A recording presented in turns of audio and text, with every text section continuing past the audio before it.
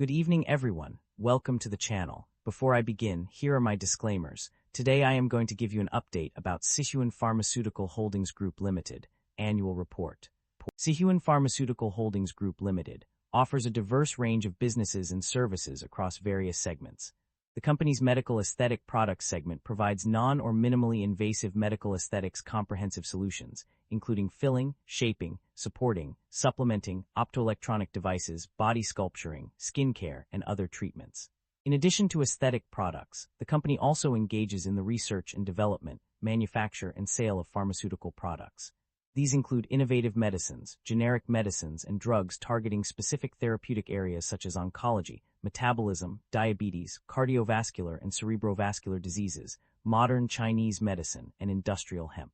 The company's services extend beyond product offerings to include research and development, industrialization of innovative medicines, construction of medical projects, general hospital services, hospital management services, and property investment. These diverse businesses enable SIHUAN Pharmaceutical Holdings Group Limited to operate as a comprehensive healthcare solutions provider in both China and the United States. SIHUAN Pharmaceutical Holdings Group Limited, market capitalization of $13 billion, is significantly larger than the average industry peer of roughly $2 billion. This shows that SIHUAN Pharmaceutical Holdings Group Limited holds a significant advantage in their industry. SIHUAN Pharmaceutical Holdings Group Limited trades at a higher price-to-earnings ratio of 70 times and a higher price-to-book ratio of 2.59 times relative within the industry. This makes the stock appear much more overvalued compared to its peers. However, the broader industry is also trading at elevated valuation levels, suggesting sector-wide optimism rather than company-specific overvalue. Investor should evaluate if the stock is worth its premium price. The leverage on the balance sheet appears elevated, with liabilities of 53% of total assets. This raises some concern, and we should examine the industry and nature of the business to determine whether they justify the elevated leverage. Liabilities have increased, while assets and equity have failed to keep pace or declined. This suggests the business is not growing and may be in decline, making it a highly unattractive investment from a risk perspective. Shareholder equity has declined over the past 5 years, but operating income remains positive. The equity weakness may stem from capital structure changes such as buybacks or dividends rather than operational deterioration. The company has consistently reduced its share count, reflecting a shareholder-friendly approach to capital allocation. The income statement shows that the company revenue have been declining annually and operating income have not been increasing. This shows that the business is under pressure with rising cost and its management is unable to expand the business. The primary drivers of revenue growth in a company are multifaceted and varied across different segments. In the medical aesthetics business, the core flagship product Letibo, along with newly approved products PLLA filler, PCL filler, and Dongyan facial revitalizer, have contributed significantly to revenue growth through a multi-product combination marketing strategy. The innovative medicine segment has also seen an increase in sales of diabetes-related products by SIHUAN Biopharm, and the gradual commercialization of 3 approved products by SIHUAN Biopharm. The launch of new medical aesthetic products, rapid growth of the medical aesthetics products segment, entry into the harvesting period for innovative drug business, and commercialization of new products in the innovative drug segment have all contributed to revenue growth. The company's nationwide market layout completion, formation of an optoelectronic plus injection, combined treatment solution, and substantial breakthrough in global strategy have also opened up overseas growth space. In addition, the domestic substitution as the core driver in the innovative drugs business segment has led to rapid expansion of core products, filling clinical gaps with domestic alternatives, and accelerated commercialization and layout of products.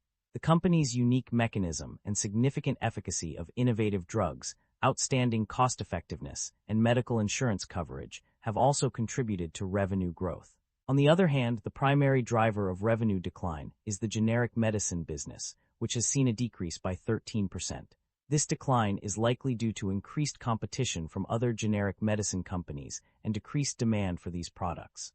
Net income experienced significant fluctuations over the period. Initially, it increased by 45.1% to RM 1,801.9 million, followed by a substantial rise of 99.6% year-over-year to RM 1,000, 485.3 million. However, this trend was short-lived, as net income plummeted by 226% year-on-year. Furthermore, there was also a notable decline of 20.7% year-over-year. Profit margins underwent considerable changes as well. The gross profit margin saw an increase from 65.3% to 68.8%, representing a rise of 3.5%. This trend continued with the margin rising to 79.5%. The improvement in the innovative drugs segment was attributed to the dual synergy, strategy, and overseas expansion, while the accelerated volume expansion of regenerative products also contributed to enhanced profit margins. However, the generic drug industry posed a challenge due to price pressure, although no explicit percentage change was stated. The company's debt level and interest expenses have undergone significant changes in recent years. In terms of debt level, the total debt has increased by RMB 44.967 billion, rising from RMB 841.784 billion to RMB 886.751 billion. This increase is also reflected in bank borrowings, which have risen from RMB 841.8 million to RMB 886.8 million. However, despite the rise in debt level, interest expenses have actually decreased. The total interest expense on financial liabilities not at fair value through profit or loss has dropped by RMB 74.871 million, from RMB 276,446 to RMB 201,575.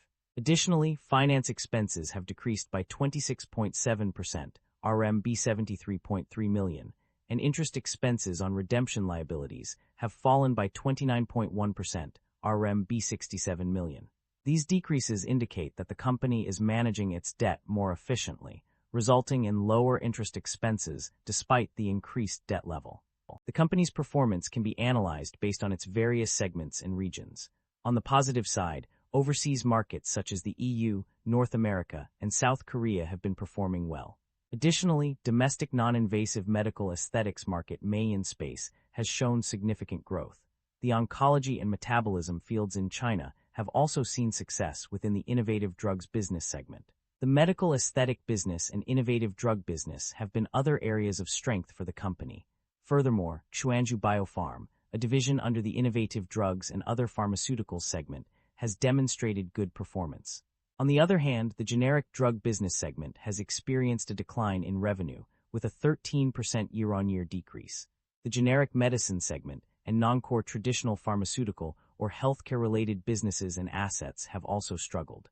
The company's overall performance is mixed, with some segments and regions performing well while others face challenges. The management is optimistic about the company's outlook, citing growth in its medical aesthetics business as a key driver of revenue contribution.